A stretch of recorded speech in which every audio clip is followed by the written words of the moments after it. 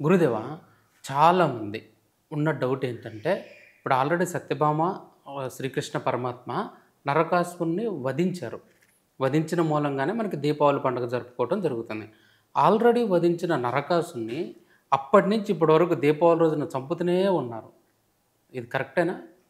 వాస్తవంగా ఏంటంటే నరకాసుర వధన మనం చేసుకోవడం అనేటువంటిది తప్పండి. ఓకే. మన సాంప్రదాయాల ప్రకారంగా హిందుత్వంలో ఉన్నటువంటి గొప్పతనం ఏంటంటే ఒక వ్యక్తి కాలం చేసిన తర్వాత అతను మంచో చెడో తర్వాత విషయం. ఓకే.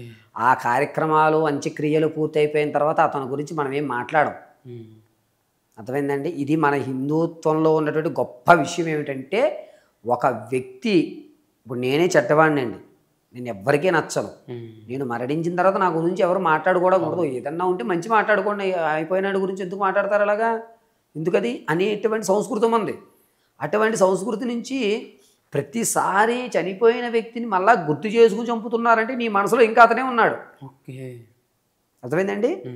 ఒక గురువుగారు శిష్యులతో పాటు వెళ్తుంటే ఒక కాలువ దగ్గర ఒక అమ్మాయి నించుంది.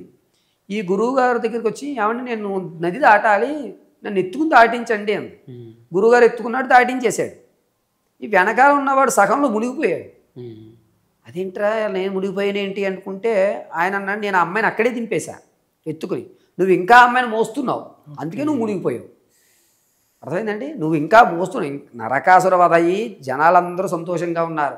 ఇప్పుడు మనకేమిటంటే రాక్షస పాలన అవ్వనివ్వండి, లేకపోతే ఏంటంటే మిమ్మల్ని ఇబ్బంది పెట్టే వాళ్ళని అవ్వండి, వీళ్ళ గురించి ఆలోచించుకోండి తప్ప కాలం చేసి ఎప్పుడో జరిగినటువంటి కాలం చేసినటువంటి విషయాన్ని మళ్ళా మీరు అతనికి ప్రాణం పోసి మళ్ళా చేస్తున్నారు అంటే అది మీ విజ్ఞతకే వదిలేయాలి. ఓకే.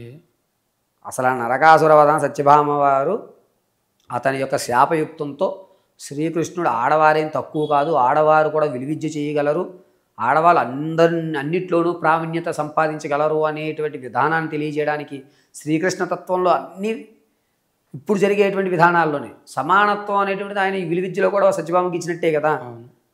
ఆడవారికి ఒక గౌరవమైన ప్రధానం ఇచ్చారు. ఇప్పుడు మళ్ళా మీరు రావణాసురుని కానీ లేదా ఈ యొక్క నరకాసురుని కానీ తీసుకొచ్చి మళ్ళీ మీరు వధిస్తున్నారు అంటే మీ మనసులో ఇంకా నరకాసురుడు ఉన్నాడనే అర్థం. నేను మంచి జరిగింది అని నమ్మితే కనుక నరకాసుర వధం చేయరండి, రావణ వధ కూడా చేయరు. ఇక మీరు చేస్తున్నారు అంటే నువ్వు ఇంకా ఆకులులోనే ఆకుతంత్రాల్లోనే ఉండిపోయావు, ఇంకా బయటికి రాలేదు. నువ్వు ఎన్ని పూజలు చేసినా అది పనికిరాని విషయమే. నిండు మనసుతో నిశ్చలమైన మనసుతో జరిగిందంతా కూడా పరమేశ్వరుడు అనుగ్రహంతో నువ్వు ఎదరికి వెళ్ళాలే తప్ప నరకాసురుడిని మళ్ళా తీసుకొచ్చి బాణాసంచి కాల్చుకుంటా నేను ఆనందపడతాను అంటే అది మీ విజ్ఞత. కాలం చేసిన అతని గురించి తప్పుగా మాట్లాడకూడదు అని మన సంస్కృతి మనకు నేర్పినటువంటి విధానం.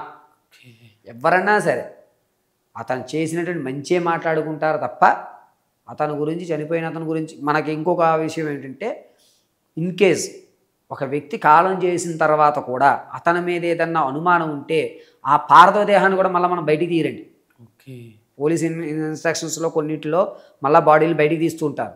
కొన్ని చోట్ల జర్మనీ లాంటి కొన్ని కంట్రీస్లో ఏంటంటే చనిపోయిన వ్యక్తి యొక్క గుండెని తీసి వండుకుని తింటారు.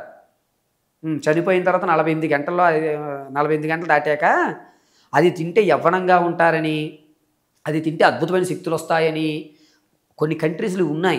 చనిపోయి పాతిపెట్టేసి వెళ్ళిపోయిన తర్వాత 48 అవర్స్ తర్వాత వచ్చి వీళ్ళు తవ్వుకుని ఆ శవాన్ని తీసి గుండెకాయ తీసేసుకుంటారు. గుండెకాయ తీసేసుకుని వండుకుని తినేస్తారు. మన దాంట్లో క్రైమ్లో ఒకవేళ ఏదైనా సస్పెక్ట్ వచ్చినా మళ్ళా అది తవ్వాలి అంటే పర్మిషన్లు ప్రాసెస్ తీసుకుని ఇంటి వాళ్ళ యొక్క సంతకాలు సేకరించి మరీ తీస్తారు. అంత గొప్ప సంస్కృతి మనది. నువ్వు ఇంకా నరక వధ చేస్తున్నావు, రావణ వధ చేస్తున్నావు అంటే నువ్వు ఇంకా అక్కడే ఉన్నావు. ఇంకా నువ్వు మంచి గురించి ఆలోచించే ఆలోచన లేదు. ఒక విషయం గురించి మనం మాట్లాడుకుంటున్నాము అంటే ఒకటి మనం ఆ యుగానికి వెళ్ళినా మాట్లాడుకోవాలి. శ్రీకృష్ణుడి గురించి మాట్లాడుతున్నామంటే మీరు ఆ యుగానికి వెళ్ళి శ్రీకృష్ణుడు అబ్బా ఇంత ఇలా చేసేవాడు అలా చేసేవాడు అని చెప్పుకుంటాం. రాముడి గురించి మాట్లాడుతున్నామంటే రాముడి యొక్క వ్యవస్థ ఆ కాలానికి మనం వెళ్ళి మాట్లాడతాం. ఈశ్వరుడు గురించి మాట్లాడుతున్నామంటే నీలో తన్మతమైనటువంటి ఈశ్వరుడు అనేటువంటి ఒక విధానంతో మాట్లాడతావు. అమ్మవారి గురించి మాట్లాడుతున్నావు అంటే అమ్మ యొక్క అనుగ్రహము, అమ్మ యొక్క విధానాల గురించి చర్చిస్తుంటావు. నువ్వు నరకవధ చేస్తున్నావు అంటే నువ్వు నరకాసుడి దగ్గరికి వెళ్ళి వచ్చినట్టే. అంటే నువ్వు చెడులో ఉండి చెడు నుంచి చూస్తున్నావు తప్ప అక్కడితో అయిపోయింది, ఇక నుంచి నేను సంతోషంగా ఉన్నానని లేదు, మళ్ళా దాన్ని తెచ్చుకుంటున్నావు. ఇది తప్పండి. మాటికి కూడా ఇలా చనిపోయిన అతని గురించి మనం మాట్లాడుకోం. అటువంటిది కూడా మనం వధ చేయడం అనేది ఖచ్చితంగా కరెక్ట్ కాదు.